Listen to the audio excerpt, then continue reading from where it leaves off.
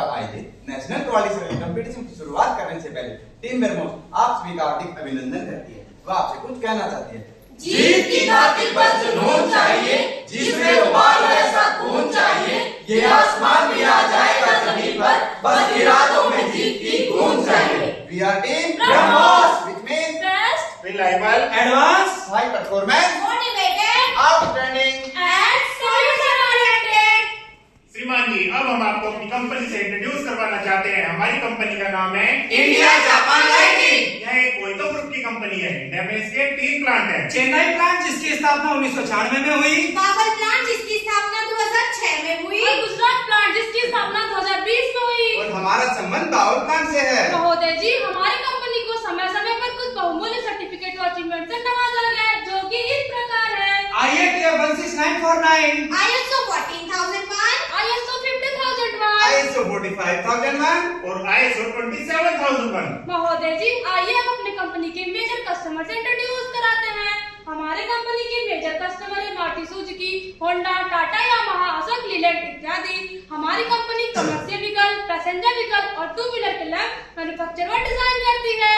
हमारी कंपनी के major product range है हेडलैम्प और टेल लैम्प। मुझे ये बताते हुए बड़ा गर्व महसूस हो रहा है कि इंडिया में एयरटेल ने पहली बार एलईडी टेक्नोलॉजी में लो बीम व बायो एलईडी टेक्नोलॉजी में लो बीम हाई बीम को इंट्रोड्यूस किया। महोदय, आइए आगे बढ़ने से पहले मैं आपको अपनी टीम से इंट्रोड्यूस करवाता हूँ। सोच में तेजी, काम में जोश। हमारी टीम का नाम बेरमोस, जिसकी स्थापना 2 मई 2025 को हुई। इसके अंतर्गत हमारा department servicing plan, working area, reflector plan, meeting date, Saturday, number of meeting 30, team attendance 99%, time duration 1 hour. हमारी टीम के फैसिलिटेटर मिस्टर सचिन साहब, मैं टीम लीडर ज्ञानेंद्र कुमार, मैं टीम मेंबर रविंद्रनाथ, मैं टीम मेंबर श्री भगवान, मैं टीम मेंबर ज्योति और मैं टीम मेंबर सुनिधि।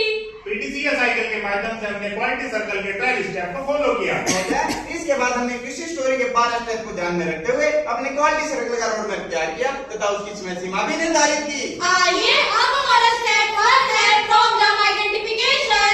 इसके बाद हमने अपने डिपार्टमेंट की प्रॉब्लम को इकट्ठा किया तथा उनको एबीसी कैटेगरी में विभाजित किया। इसमें हमारे सामने ए टाइप की 39, बी टाइप की 11 तथा सी टाइप की 2 प्रॉब्लम निकलकर सामने आई। अरे कोई बताएगा ये ए टाइप की प्रॉब्लम होती क्या है? ये वो प्रॉब्लम होती है जिनको हम खुद से सोल्व कर सकते हैं। और ये बी टाइप की प्रॉब्लम क्या होती है? इस टाइप की प्रॉब्लम को सोल्व करने के लिए हमारे डिपार्टमेंट की सहायता लेनी पड़ती है। अरे सी टाइप की प्रॉब्लम क्या होती है? ऐसी प्रॉब्लम जिन्हें सोल्व करने के लिए हमें मैनेजमेंट का अप्रूवल की आवश्यकता पड़ती है।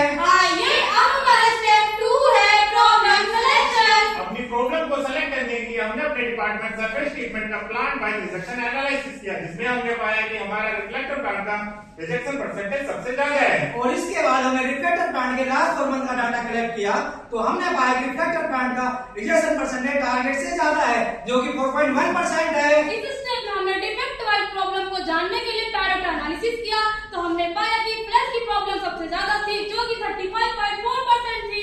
इसके बाद हमने फ्लैश रिलेटेड प्रॉब्लम को जानने के लिए पैरेट एनालिसिस किया तो हमने पाया कि सबसे ज्यादा प्रॉब्लम लूज फ्लैश की थी, जो कि 55% थी। इस प्रकार लूज फ्लैश को हमने अपनी प्रॉब्लम के रूप में सिलेक्ट किया। प्रॉब्लम महोदय, जैसा कि हम सभी जानते हैं किसी भी कार्य को पूरा करने के लिए एक लक्ष्य का निर्धारित होना बहुत ही आवश्यक है। इसी प्रकार हमारी टीम बेरमोस ने अपने रिफ्लेक्टर प्लांट में चल रहे रिजेक्शन परसेंटेज 4.10 को अपने डिपार्टमेंटल केपीआई के अनुसार 3.4 करने का एक लक्ष्य निर्धारित किया। Target set. आइए अब हमारा स्टेप 3 है प्रॉब्लम डेफिनेशन। प्रॉब्लम को समझने से पहले आइए हम जानते हैं कि रिफ्लेक्टर होता क्या है। रिफ्लेक्टर ऑटोमेटिक लैंप का एक कंपोनेंट है। इसका कार्य लैंप की लाइट को रिफ्लेक्ट करना है। अगर हमारा रिफ्लेक्टर डिफेक्टेड होगा तो इससे क्या इम्पैक्ट पड़ेंगे? इससे लैंप की ब्राइटनेस कम हो सकती है, लैंप का बीम पैटर्न खराब हो सकता है, रोड पर एक्सीडेंट की चांसेस बढ़ सकती है। और आगे चलकर हीट की वजह से हमारा लैंप खराब हो सकता है। जिस रिफ्लेक्टर पर हम क्वालिटी सर्कल कर रहे हुआ है मारुति सुजुकी इर्टिगा और मारुति सुजुकी इग्निस के कार के लैंप में असेंबल होता है। और हमारी प्रॉब्लम क्या थी? हमारी प्रॉब्लम लूज फ्लैश थी। लूज फ्लैश क्या होती है? लूज फ्लैश वो फ्लैश है जो इंजेक्शन मोल्डिंग के दौरान पार्ट और कैविटी के बीच से उत्पन्न होती है। इससे हमारे बीएमसी बेस कोड के दौरान अपलाइंस डिफेक्ट उत्पन्न होते हैं, जो एक ग्रे टाइप फ्लैश दिखाई देती है। अपनी प्रॉब्लम को गहराई से जानने के लिए हमने अपने रिफ्लेक्टर प्लांट का स्टेशन वाइज इन्वेस्टिगेशन की, जिसमें हमें ऑकरेंस के आधार पर 2 स्टेशन सस्पेक्टेड मिले तथा दोनों स्टेशन पर आउटफ्लो की संभावना मिली। आइए अब हमारा स्टेप 4 है प्रॉब्लम एनालिसिस। प्रॉब्लम का एनालिसिस करते हुए हमने हमारे रिफ्लेक्टर को ए जोन, बी जोन और सी जोन में कंपेयर किया तो हमने पाया कि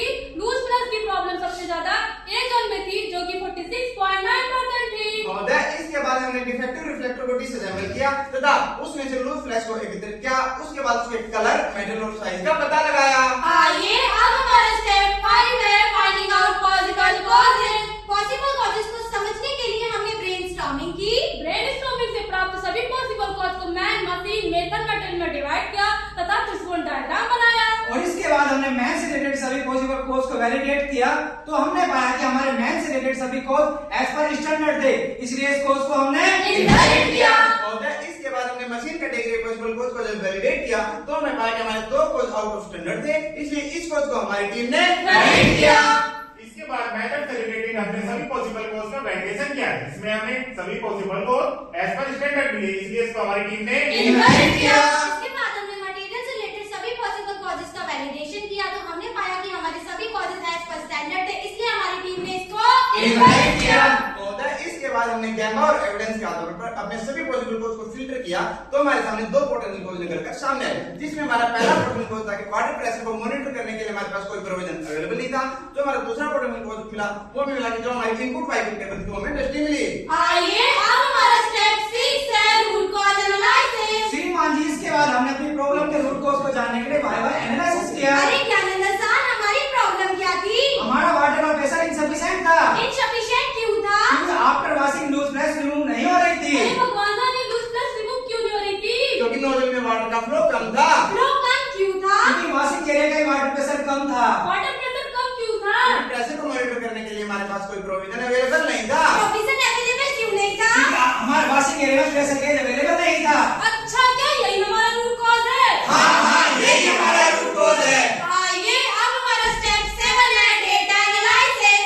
रूट कोर्स को वैलिडेट करने के लिए हमने वॉशिंग एरिया में जेट वाटर प्रेशर का सिमुलेशन किया, जिसमें हमने पाया कि जब हमारा वाटर प्रेशर 1 kg था तब हमारा रिजेक्शन परसेंटेज टारगेट से ज्यादा था, इसलिए उसको हमने रिजेक्ट किया। और जब हमारा वाटर प्रेशर 1.5 kg था तब भी हमारा रिजेक्शन परसेंटेज टारगेट से ज्यादा था, इसलिए इसको हमने रिजेक्ट किया।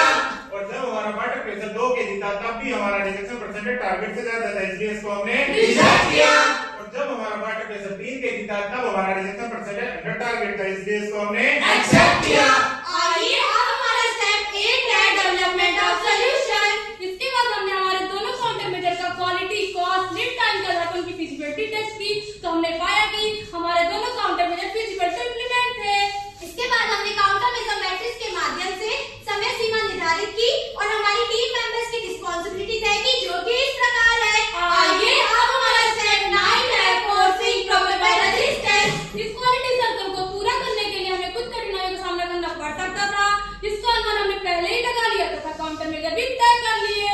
आइए अब हमारा स्टेप 10 है trial implementation and check performance. महोदय, जैसा कि आप देख पा रहे हैं, हमारा पहला गाइडलाइन है जिसको हमने 28 से 2025 को अपने रिफ्लेक्टर वॉशिंग एरिया में इंप्लीमेंट कर दिया। इसमें पहले हमारा वाटर का प्रेशर 2 kg था, जिससे हमारी फ्लैश की झिल्ली रिमूव नहीं हो रही थी, तो इसलिए इस प्रेशर को हमने 3 kg करवा दिया, जिससे हमारी फ्लैश की झिल्ली रिमूव होने लगी तथा वाटर प्रेशर को मॉनिटर करने के लिए हमारे पास कोई प्रोविजन अवेलेबल नहीं था, तो इसके लिए हमने एक प्रेशर गेज को इंस्टॉल कर दिया। इस गाइडलाइन को करने से हमें क्या बेनिफिट्स हुए? इस गाइडलाइन को इंप्लीमेंट करने से जो हमारी रिफ्लेक्टर वॉशिंग एरिया से फ्लैश आगे ट्रैवल हो रही थी उसको हमने रिफ्लेक्टर वॉशिंग एरिया में कम कर दिया। श्रीमान जी, यह हमारा दूसरा गाइडलाइन है जिसको हमने 28 से 2025 में अपने रिफ्लेक्टर प्लांट में इंप्लीमेंट किया है, जिसमें पहले वाइपिंग के दौरान डस्ट हमारी टेबल पर इकट्ठा हो रही थी तथा पार्ट पर चिपक रही थी।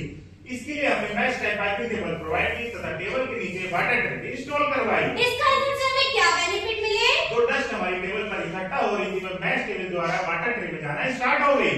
टारगेट वर्सेस एक्चुअल को हमने कंपेयर किया तो हमने पाया कि हमने जो टारगेट सेट किया था उससे भी बेहतर रिजल्ट को अचीव किया। टारगेट इसके बाद हमने रिफ्लेक्टर प्लांट में चल रहे रिजेक्शन परसेंटेज को मंथ वाइज मॉनिटर किया तो हमने पाया कि आफ्टर क्यूसी हमारा रिजेक्शन डिक्रीजिंग ट्रेंड में चल रहा था। महोदय, इसके बाद हमने लूज फ्लैश के कंट्रीब्यूशन को बिफोर क्यूसी और आफ्टर क्यूसी में कंपेयर किया तो हमने पाया कि बिफोर क्यूसी में लूज फ्लैश का कंट्रीब्यूशन टारगेट से ज्यादा था, आफ्टर क्यूसी में लूज फ्लैश का कंट्रीब्यूशन टारगेट के नीचे आ गया और जो कि डिक्रीजिंग फॉर्म में था। Excellent, good job. बहुत ही जैसा कि आप सभी जानते हैं, किसी भी क्वालिटी सर्कल को पूरा करने के बाद हमें कुछ टेंजिबल बेनिफिट प्राप्त होते हैं। ये टेंजिबल बेनिफिट्स क्या होते हैं? ये टेंजिबल बेनिफिट वो बेनिफिट है जिनको मेजर कर सकते हैं। जैसे कि आप देख सकते हैं, हमारे पर पार्ट की कॉस्ट 185 रुपए थी, इससे हमें मंथली 647 पार्ट रिजेक्शन कम किए, जिससे हमें मंथली 1,18,955 रुपए की कॉस्ट सेविंग हुई। ये सब कुल मिलाकर हमने सालाना 14 लाख की कॉस्ट सेविंग की। बहुत ही जैसा कि आप सभी जानते हैं, किसी भी क्वालिटी सर्कल को पूरा करने करने के बाद हमें कुछ इंटेंजिबल बेनिफिट प्राप्त होते हैं। ये इंटेंजिबल बेनिफिट्स क्या होते हैं? ये इंटेंजिबल बेनिफिट वो बेनिफिट है जिनको मेजर नहीं कर सकते, लेकिन ये हमारे कार्य करने की क्षमता को बढ़ाते हैं। जैसे कि हमारा कॉन्फिडेंस लेवल अप हुआ, हमारा टीम स्पिरिट बढ़ा, हमारा कम्युनिकेशन स्किल मजबूत हुआ, हमारा इंटरपर्सनल रिलेशनशिप बढ़ा, हमारा मोरल बूस्ट हुआ। और कंपनी में टीम प्रमोश के रूप में एक नई पहचान मिली। आइए अब हमारा स्टेप 11 है रेगुलर इम्प्लीमेंटेशन। अपने क्यूसी के कार्य को स्टैंडर्डाइज करते हुए हमने वाटर प्रेशर चेक पॉइंट को अपने daily process parameter check sheet में अपडेट किया तथा इस चेक पॉइंट को अपनी पीएफएमई शीट में भी ऐड किया। अब बारी आती है हॉरिजॉन्टल डेवलपमेंट की। हमने हमारे एक्टिविटी को एक्सटेंशन 1 प्लान और हार्डकोर 1 प्लान का हॉरिजॉन्टल डेवलपमेंट किया। साथ ही क्यूसी के लर्निंग को अपने सिस्टम प्लान चेन्नई और गुजरात में शेयर भी किया। आइए अब हमारा स्टेप 12 है फॉलो अप रिव्यू। महोदय, इसके बाद हमने अपने एक्टिविटी प्लान को माइलस्टोन चार्ट के साथ कंपेयर किया तो हमने पाया कि हमने अपने सभी कार्य को सुचारू रूप से सुनिश्चित अवधि में पूरा कर लिया है।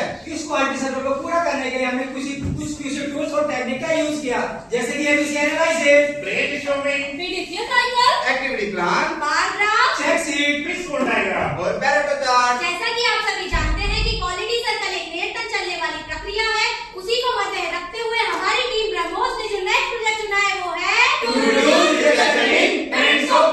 अब हम department member, QC facilitator, QC coordinator तथा नॉन क्यूसी मेंबर का हमारी क्वालिटी सर्कल प्रेजेंटेशन को धैर्यपूर्वक सुनने व समझने के लिए धन्यवाद करते हैं। व जूरी मेंबर के बहुमूल्य सुझाव और प्रश्नों को सादर आमंत्रित करते हैं। व अंत में भी आपसे कुछ कहना चाहते हैं।